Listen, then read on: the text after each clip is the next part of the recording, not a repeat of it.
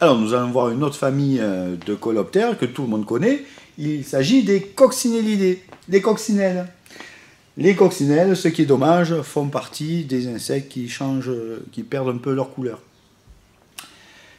Ici, c'est les françaises. Alors, ici, toute celle-là, c'est la plus connue des coccinelles. La coccinelle à 7 points, normalement, elle est bien rouge, à 7 points noirs. Mais voilà, ça modifie un peu les couleurs. Alors, les coccinelles sont très importantes au jardin. C'est un auxiliaire très important parce qu'elles mangent, elle et sa larve, les pucerons. Selon l'espèce, elles peuvent manger de 50 à 250 pucerons par jour.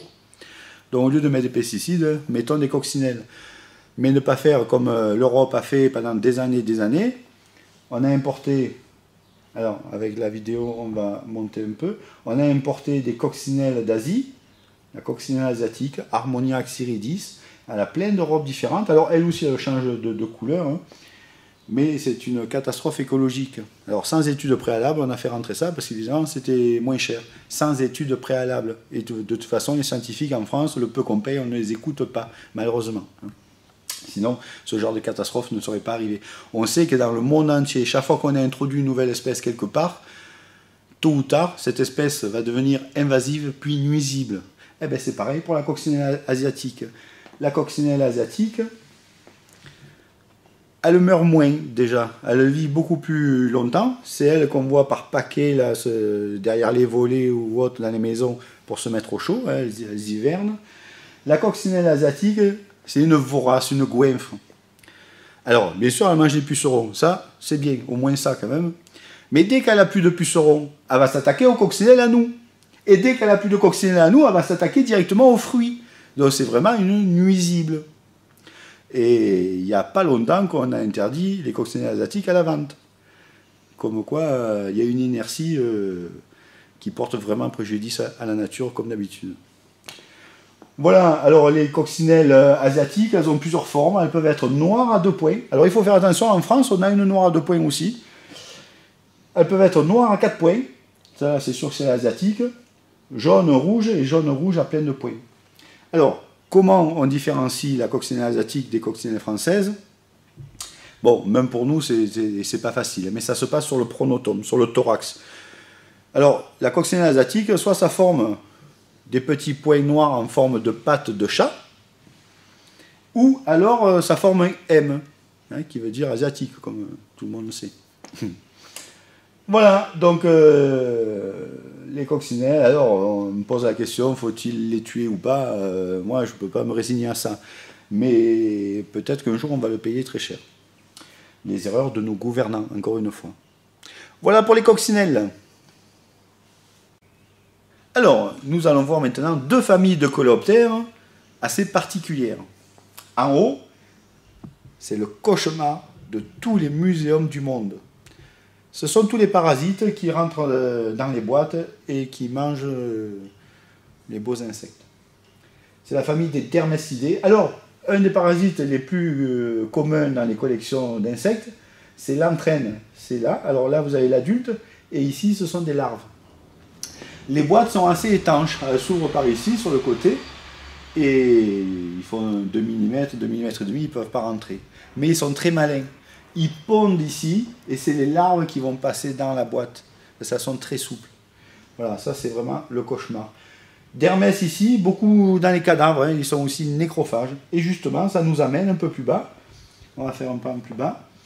Ce sont les nécrophages. Alors tout à l'heure, on a parlé des coprophages. Les coprophages, ce sont les bousiers qui se nourrissent d'excréments. Et ici, ce sont des insectes qui se nourrissent de cadavres. D'ailleurs, on s'en sert beaucoup, surtout les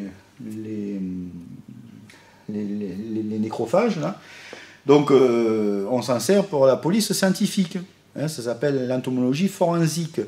En fait, grâce à eux, on connaît très bien toutes les étapes de leur cycle et on sait depuis quand un cadavre peut avoir été dehors voilà, grâce à tous les cycles de ces insectes. Alors ici, ce sont les staphylins. Les staphylins, on ne dirait pas des coléoptères hein, parce qu'ils ont des très petites ailes, un corps aplati, on ne voit pas trop. En fait, ce sont bien des coléoptères et eux, ils vivent au sol et ils se nourrissent un peu, ils sont détritifhages, hein, ils se nourrissent un peu de tout. Voilà. Alors quand on les voit avec l'abdomen en arrière, c'est soit pour refermer leurs ailes, pour les plier, ou soit parce qu'il n'est pas content et il cherche à effrayer son prédateur. Voilà pour cela. Et maintenant, alors on ne va pas bouger, je vais vous faire voir deux autres familles de coléoptères. Hop là, on va poser ces boîtes délicatement, parce que les insectes, c'est fragile. Et on va voir des familles assez rares. Alors voilà. En bas, d'abord, on va voir en bas. Hein. C'est les passalidés. Les passalidés, alors, on va tourner pour éviter les reflets. Les passalidés, ça par contre c'est pas rare, ils sont assez plats, parce qu'en fait, ils vivent sous les écorces des arbres. C'est pour ça qu'ils sont plats. Hein. Voilà, donc évidemment, celui-là, c'est le plus gros du monde. Et alors, on va faire un plan sur la boîte du haut. Et ici, vous avez trois familles assez intéressantes et assez rares du coup. Ici, c'est les brentidés, qui ont une forme très particulière. Les anthribidés, qui ont aussi une forme particulière. Et ce que j'adore, c'est les érotilidés. Il n'y en a pas beaucoup, mais c'est très rare d'en voir autant. Souvent, ils viennent du Pérou, hein, Amérique du Sud, on en trouve aussi en Guyane, etc. Voilà, alors ils sont bossus comme ça, enfin, ils ont vraiment une forme assez particulière et assez sympathique. Voilà donc pour les érotilidés, et on va finir par une autre boîte. Hop là. Voilà. Alors, c'est la famille des carabidés et la sous-famille des cicindélidés, les cicindèles. Alors, on va essayer d'enlever des reflets, un peu, peut-être comme ça, voilà. Alors, cicindèles, je vais en mettre une autre ici, et vous allez voir, c'est assez spectaculaire. Les cicindèles, hier d'ailleurs, je suis allé faire une marche et j'en ai photographié, elles sont sur tous les chemins en terre. Il y en a pratiquement partout, mais souvent on ne les voit pas. On les repère parce que ça s'envole comme des mouches. Au soleil, c'est très agile.